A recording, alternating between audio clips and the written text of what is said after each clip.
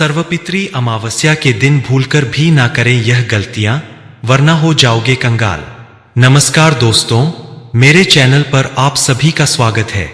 Video शुरू करने से पहले आपसे विनती है कि वीडियो को लाइक, शेयर और चैनल को सब्सक्राइब जरूर कर लें। तो आइए दोस्तों, वीडियो शुरू करते हैं। पितृपक्ष के अंतिम दिन को सर्वपित्री अमावस्या कहा जाता है। सर्वपित्री अमावस्या के दिन पितरों को विदा किया जाता है, इसलिए इस अमावस्या को पितृ विसर्जन अमावस्या भी कहा जाता है। यह दिन हिंदू धर्म में अत्यंत महत्वपूर्ण माना जाता है, क्योंकि इस दिन उन सभी पितरों का श्राद्ध किया जाता है जिनकी तिथि ज्ञात नहीं होती। हिंदू पंचांग के अनुसार पितृपक्ष हर साल भाद्रपद माह की पूर्णिमा तिथि से लेकर आश्विन मास की अमावस्या तिथि तक होता है। अगर आपने अब तक अपने पितरों का श्राद्ध नहीं किया है तो पिंड दान करने का यह आखिरी अवसर है। ज्योतिष शास्त्र के अनुसार सर्वपित्री अमावस्या के दिन 5 बड़ी गलतियां करने से भी बचना चाहिए। तो आइए दोस्तों, जानते हैं। 1. सर्वपित्री अमावस्या के दिन भूलकर भी मांस मदिरा का सेवन ना करें। पितरों को बहुत पवित्र माना जाता है, इसलिए ऐसा बताया जाता है कि उन्हें मांस मदिरा का सेवन करने वालों से घृणा हो जाती है। यह पितृ दोष का कारण बन सकता है, इसलिए सर्वपित्री अमावस्या को मांस मदिरा के सेवन से बचें। 2. इस दिन नाखून नहीं काटने चाहिए। कई लोग ऐसा मानते हैं कि पितरों को विदा करने के बाद नाखून काट सकते हैं, लेकिन आपको बता दें कि ऐसा करने से आपको पितृ दोष के भयानक परिणामों को भुगतना पड़ सकता है। जब तक सर्वपित्री अमावस्या की रात खत्म नहीं होती है, तब तक गलती से भी नाखून ना काटें। 3. अमावस्या के दिन गलती से भी अपने बाल ना कटवाएं। किसी की मृत्यु पर बालों का त्याग किया जाता है, लेकिन श्राद्ध यानी पितृपक्ष के दौरान बाल कटवाना मना है। जो लोग सर्वपित्री अमावस्या को पितृपक्ष का अंतिम दिन मानकर बाल कटवा लेते हैं, उन्हें भविष्य में इसके भारी नुकसान को झेलना पड़ता है। साथ ही यह भी ध्यान रखें कि इस दिन दाढ़ी भी नहीं बनवानी चाहिए। 4. सर्वपित्री अमावस्या के दिन जो कोई भी व्यक्ति आपके घर दान दक्षिणा लेने आए, उसे खाली हाथ नहीं लौटाना चाहिए। आप जितना दान या दक्षिणा देने में समर्थ हों, उतना जरूर करें। साथ ही इस बात का विशेष ध्यान रखें कि अगर इस दिन आपके घर कोई भूखा व्यक्ति खाना मांगते हुए आता है, तो उसे खाने के लिए मना नहीं करना चाहिए। उस व्यक्ति को खाना खिलाएं या चावल का आटा दान करें। 5. इस दिन किसी के साथ अन्याय ना करें। चाहे कोई इंसान हो या जानवर, उसके साथ बदसलूकी या हिंसा का व्यवहार अच्छा नहीं माना जाता है। माना जाता है कि विशेष रूप से सर्वपित्री अमावस्या के दिन ऐसा करने से घर में पितृ दोष लगता है। सड़क पर चलते हुए कुत्तों को लात मारना कई लोगों की आदत होती है, लेकिन सर्वपित्री अमावस्या के दिन ऐसा करना आपको पितृ दोष के प्रकोप की ओर खींच सकता है। 6. सर्वपित्री अमावस्या के दिन भूलकर भी लोहे व स्टील के बर्तन का प्रयोग नहीं करना चाहिए।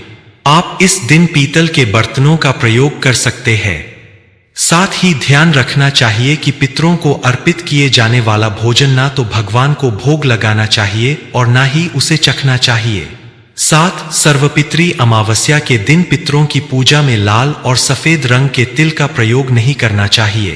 पितरों के तर्पण व श्राद्ध कर्म में हमेशा काले तिल का प्रयोग करना चाहिए। साथ ही ध्यान रखें कि पितरों को हमेशा अंगूठे से जल व अन्न दिया जाता है। पितरों की अन्न जल उंगली से ना दें। 8. सर्वपित्री अमावस्या के दिन भूलकर भी गृह क्लेश नहीं करना चाहिए। ऐसा करने से पितर नाराज होकर चले जाते हैं। इस दिन पितर परिजनों से विदा लेते हैं, इसलिए उनके सम्मान में आपसी प्रेम बनाए रखें।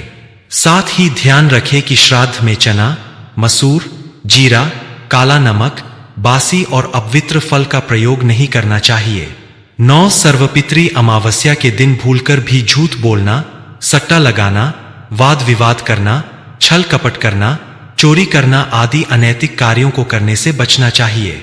ऐसा करने से पितर नाराज हो जाते हैं और जीवन में कई तरह की समस्याओं का सामना करना पड़ता है। 10. सर्वपित्री अमावस्या के दिन भूलकर भी सुबह या रात के समय श्राद्ध कर्म या तर्पण नहीं करना चाहिए। पितृपक्ष में श्राद्ध हमेशा दोपहर के समय ही किए जाते हैं। इस समय किए गए श्राद्ध व दान का फल अक्षय मिलता है। साथ ही इस दिन किसी के साथ बुरा व्यवहार नहीं करना चाहिए और ना ही बड़े लोगों का अपमान करना चाहिए। 11 सर्वपितृ अमावस्या के दिन भूलकर भी कहीं की यात्रा नहीं करनी चाहिए। हालांकि यह नियम चातुर्मास से शुरू हो जाता है, लेकिन इस बात का विशेष ध्यान रखना चाहिए। अगर जरूरी ना हो तो यात्रा करने से बचें। चलिए अब जानते हैं उन उपायों के बारे में जो सर्वपितृ अमावस्या के दिन करने चाहिए। 1 सर्वपितृ अमावस्या के दिन पितरों को प्रसन्न करने के लिए तर्पण और श्राद्ध करने का विशेष महत्व बताया गया है। साथ ही इस दिन पितरों के नाम का दान भी अवश्य करना चाहिए। इस दिन गाय, कुत्ते, बिल्ली और चींटियों को भी अवश्य भोजन कराना चाहिए। ऐसा करने से पितर प्रसन्न होते हैं और सभी कार्य संपन्न होते हैं। 2 सर्वपितृ अमावस्या के दिन शाम के समय घर के दक्षिण दिशा में एक दीपक जलाना चाहिए।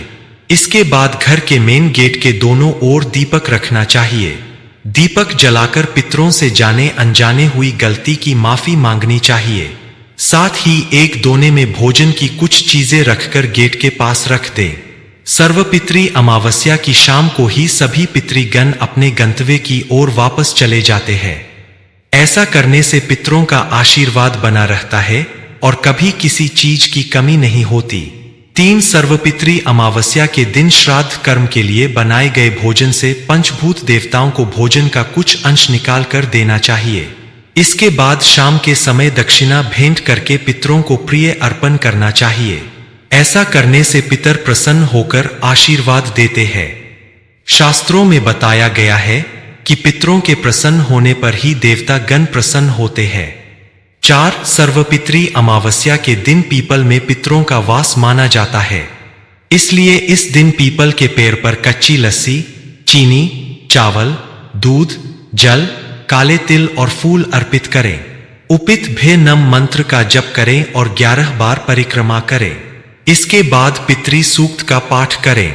फिर शाम के समय पीपल पर दीपक जलाएं और काले तिल अर्पित करें। ऐसा करने से पितरों की कृपा से जीवन में सुख समृद्धि के मार्ग बनते हैं और पितरों की परिवार के सदस्यों पर कृपा भी बनी रहती है। 5 सर्वपितृ अमावस्या के दिन चींटियों को शक्कर मिलाकर आटा डालें। गाय को हरा चारा खिलाएं, मछलियों को आटे की गोलियां खिला दें। पितृ पक्ष में पशु पक्षियों को अन्न जल देना बहुत फायदेमंद बताया गया है। इसके बाद शाम के समय अपनी क्षमता अनुसार 2, 5 या 16 दीपक जलाने चाहिए। ऐसा करने से घर में हमेशा खुशहाली और शांति बनी रहती है और परिवार के सदस्यों की उन्नति होती है। 6 सर्वपितृ अमावस्या के दिन तर्पण और श्राद्ध कर्म करने के बाद गरीब व जरूरतमंद लोगों को भोजन अवश्य करना चाहिए। साथ ही पितरों के नाम का सामर्थ्य अनुसार दान अवश्य करना चाहिए। ऐसा करने से पितर बेहद प्रसन्न होते हैं और वे अपने परिजनों की सभी परेशानियों को दूर करते हैं।